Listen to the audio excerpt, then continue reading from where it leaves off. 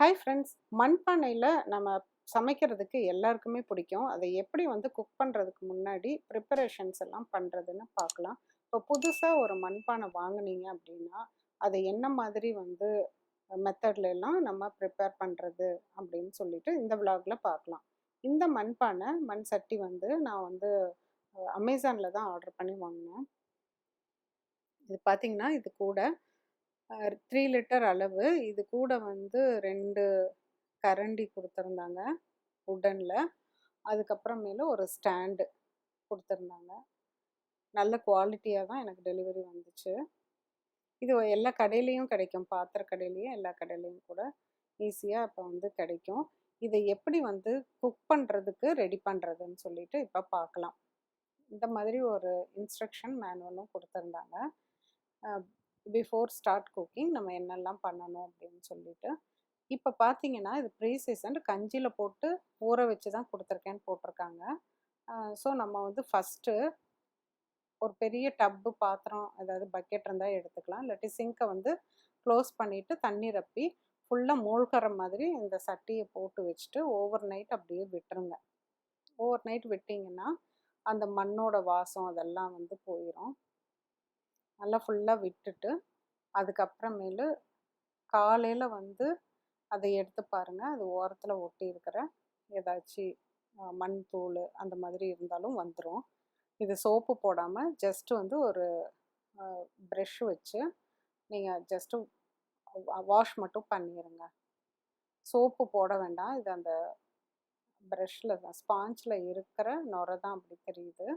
So just rinse பண்ணிவிட்டு எடுத்து வச்சுருங்க. நல்லா கமுத்தி வச்சுருங்க. கமுத்தி வச்சுட்டு தண்ணியெல்லாம் ஃபஸ்ட்டு நல்லா வடிஞ்சு காயட்டும். சுத்தமாக கழுவிடுங்க. இப்போ கமுத்தி வச்சுட்டு தண்ணியெல்லாம் ட்ரெயின் ஆகி நல்லா ட்ரை ஆகட்டும். அது வரைக்கும் விட்டுருங்க. அதுக்கப்புறமேலு இது கஞ்சி போட்டு வச்சுருந்தா கூட நம்ம ஒரு ப்ரிப்பரேஷன் பண்ணுறோம் அப்படிங்கிறனால இது ரைஸ் வாட்டர், கஞ்சி வடித்த தண்ணி, அரிசி வடித்த தண்ணி இல்லாட்டி அரிசி ஊற வச்ச தண்ணி ஏதாவது ஒன்று, அது உள்ளே ஊற்றுற அளவுக்கு போட்டுட்டு, இதை ஊற வைக்க வேண்டாம், உள்ளே ஊற்றுற அளவுக்கு ஒரு ஃபியூ ஹவர்ஸ் போட்டுட்டு அதுக்கப்புறம் நீங்கள் நார்மலாக கழுவிடுங்க. அந்த ஸ்மெல்லெல்லாம் சுத்தமாகவே போயிடும். இங்கே பாருங்கள், ட்ரை ஆனதுக்கப்புறமேலும் நல்லா ஷைனிங்காக பளிச்சுன்னு தான் இருக்குது. அதுக்கப்புறம் இப்போ இதுக்கு நெக்ஸ்ட்டு ஸ்டெப் ஆயில் அப்ளை பண்ணணும். இப்போ நல்லெண்ணெய் போட்டிருக்கேன். நீங்கள் கடலெண்ணெய், தேங்காய் எண்ணெய், கீ எது வேணால் அப்ளை பண்ணிக்கலாம். நல்லா ஒரு 3-4 டீஸ்பூன் போட்டு ஃபுல்லாக ஆயில் அப்ளை பண்ணிவிட்டு இதையும் கொஞ்சம் ஃபியூ ஹவர்ஸ் அப்படியே விட்டுருங்க. இங்கே பாருங்கள், நல்லா அந்த ஆயிலெலாம் உறிஞ்சி இந்த அளவுக்கு ட்ரையாக, சுத்தமாகவே அந்த எண்ணெய் போட்ட மாதிரியே இருக்காது, அந்த அளவுக்கு ட்ரையாக வந்துடும். இப்போ இந்த அடுத்த ஸ்டெப்பு பார்க்கலாம். இப்போ இதுக்கு தண்ணி, இந்த பாட்டில் 1/3 ஆஃப் த பாட்டு தண்ணி ஊற்றிடுங்க. 3ல் ஒரு பகுதிக்கு தண்ணி ஊற்றிட்டு அதை ஒரு 10 to 15 நிமிஷம் வரைக்கும் நல்லா கொதிக்க விட்டுருங்க. தண்ணியை நல்லா கொதிக்க விட்டுருங்க. இது எந்த லீக்கேஜ் எதுவுமே இருக்காது. இதெல்லாம் குக்கிங் பண்ணுறதுக்கு முன்னாடி இந்த பாட்டை பழக்கப்படுத்துறதுக்காக நம்ம செய்கிற ப்ரிப்பரேஷன் மெத்தட்ஸ். இப்போ பாருங்கள், அது காஞ்சதுக்கப்புறம் நல்லா சுத்தமாக இருக்குது. இதை இனிமே நம்ம யூஸ் பண்ண ஆரம்பிக்கலாம். அவ்வளோதான், ரெடியாக இருக்குது. ஹாய் ஃப்ரெண்ட்ஸ், இது வரைக்கும் நீங்கள் மண்பானையில் சமைச்சது இல்லைன்னா கண்டிப்பாக ஒரு மண்பானை வாங்கி சமைச்சு பாருங்கள். மண்பானையில் வச்ச கதம்ப புளிக்குழம்பு எப்படி செய்கிறதுன்னு பார்க்கலாம். இதுக்கு வேணுங்கிற இன்க்ரீடியன்ஸ் லிஸ்ட் இதில் இருக்குது. ஃபஸ்ட்டு பானையை நல்லா சூடு பண்ணுங்கள். அதுக்கப்புறம் நல்லெண்ணெய் ஊற்றிட்டு நல்லா காஞ்சதும் கடுகு, வெந்தயம் இதை ரெண்டையும் போட்டு பொரிய விட்டுருங்க. கொஞ்சம் கருவேப்பிலையும் அப்போவே போட்டுருங்க. சின்ன வெங்காயம் ஒரு 10-15 சின்ன வெங்காயம், 4-5 பல்லு பூண்டு, இதை எல்லாத்தையும் நல்லா வதக்கி விடுங்க.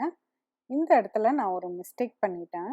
என்ன மிஸ்டேக் தெரியுமா? இந்த மண்பானையில் யூஸ் பண்ணுறதுன்னா இந்த ஸ்டீல் கரண்டி யூஸ் பண்ண வேண்டாம். இந்த குழம்புக்கு சின்ன வெங்காயம் லேசாக வதங்கினதுக்கப்புறம் ஒரு சின்ன தக்காளி, ஒரு தக்காளி போட்டிங்கன்னா போதும். அதுக்கப்புறமேல உருளைக்கிழங்கு, 2 சின்ன உருளைக்கிழங்கு தோல் சீவிட்டு கட் பண்ணிட்டு போட்டிருக்கேன். ஸோ ஸ்டீல் கரண்டி யூஸ் பண்ணாதீங்க, மரக்கரண்டி யூஸ் பண்ணுங்க. அவ்வளோதான். இப்போ இதை நல்லா வதக்கி விட்டுட்டு மஞ்சத்தூள், மிளகாத்தூள், கொத்தமல்லி தூள், அதுக்கப்புறம் சாம்பார் தூள் அதையும் ஒரு 2 டீஸ்பூன் சேர்த்திக்கங்க. அப்புறம் உப்பு போட்டு நல்லா வதக்கி விடுங்க. ஃபஸ்ட்டு வந்து உருளைக்கிழங்கு ஏன் போட்டேன்னா, உருளைக்கிழங்கு வேகிறதுக்கு கொஞ்சம் டைம் எடுக்கும். அதனால ஃபஸ்ட்டு உருளைக்கிழங்கு போட்டிருக்கேன். இப்போ வந்து ஒரு 1 1/2 டம்ளர் தண்ணி ஊற்றி மூடி வச்சு கொஞ்சம் அரை வேக்காடாக உருளைக்கிழங்கு வேகிற வரைக்கும் மூடி வச்சுருங்க. ஒரு 2 3 நிமிஷம் கழித்து பார்த்தீங்கன்னா உருளைக்கிழங்கு ஒரு அரை வேக்காடாக வெந்திருக்கும். நீங்கள் குத்தி பார்க்குறப்ப தெரியும். இந்த டைமில் அரிஞ்சு வச்சுருக்க கத்திரிக்காய், சொரக்காய் இதை 2யும் போட்டு நல்லா மிக்ஸ் பண்ணி விடுங்க. நல்லா கிளறி விட்டுட்டு புளி வந்து ஊற வச்சு கரைச்சி வச்சுருக்கேன். புளித்தண்ணி நல்லா திக்காக ஊற்றிக்கோங்க. ஊற்றிட்டு நல்லா வந்து கிளறி விடுங்க. நம்ம மசால் சாமானம், உப்பு எல்லாமே போட்டுட்டோம். இப்போ இந்த காய்கறி நல்லா வேகட்டும், மூடி வச்சுருங்க. ஒரு 3 நிமிஷம் கழித்து ஒரு தடவை நல்லா கிளறி விட்டுட்டு திருப்பியும் மூடி வச்சுருங்க. திருப்பி மூடி வச்சுருங்க. மறுபடியும் ஒரு 3 மினிட்ஸ் கழித்து பாருங்கள். நல்ல காய்கறி எல்லாம் பதமாக வெந்து நல்லா சுண்டி ஒன்று சேர்ந்து கலந்து வந்து நிற்கிது. சூப்பரான நம்ம மண்பானை கதம்ப புளிக்குழம்பு ரெடி ஆயிடுச்சு. கண்டிப்பாக செஞ்சு பாருங்கள். மீண்டும் ஒரு புதிய ரெசிபியோடு சீக்கிரம் உங்களை மீட் பண்ணுறேன். தேங்க்யூ.